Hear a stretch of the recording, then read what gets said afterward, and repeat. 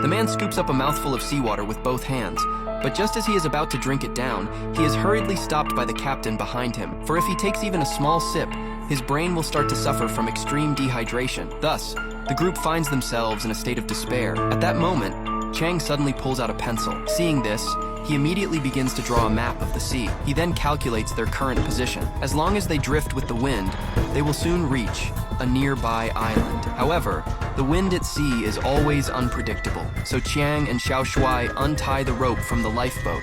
Then they tightly secure it to the other end of the inflatable raft. Next, they take some wire and tie it to their life jackets. The final step is to throw the life jackets into the sea. In this way, a makeshift anchor is created. This will prevent them from being blown in the wrong direction. After completing everything, the group finally smiles. They seem to see the dawn of victory, but the pressing issue of extreme dehydration still looms large, so they pray to the heavens for rain to quench their thirst. But after a long time, the sky was still clear.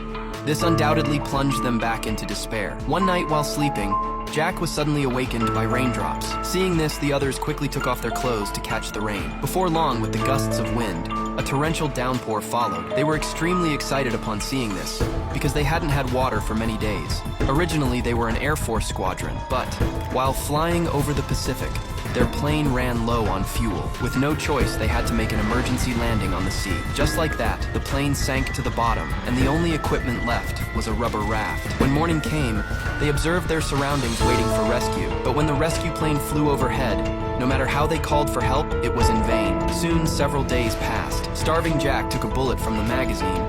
Then he pulled out the spring inside and bent it. This way, he made a simple fish hook. Xiao Shuai was responsible for tying the hook to the rope. Then he tied a clamp to it and let it sink. Jack tore off a piece of red cloth as bait. Then he threw the hook into the sea to start fishing, but they fished all day without catching anything. However, Xiao Shuai did not give up, but after several more days, they still caught nothing. Seeing this, Xiao Shuai could no longer bear it. He then took out a dagger from his pocket. Chiang quickly stopped him. If the raft got punctured, they would have no chance of survival. Unexpectedly, Xiao Shuai ignored this. Then he brandished the dagger and started stabbing at the raft.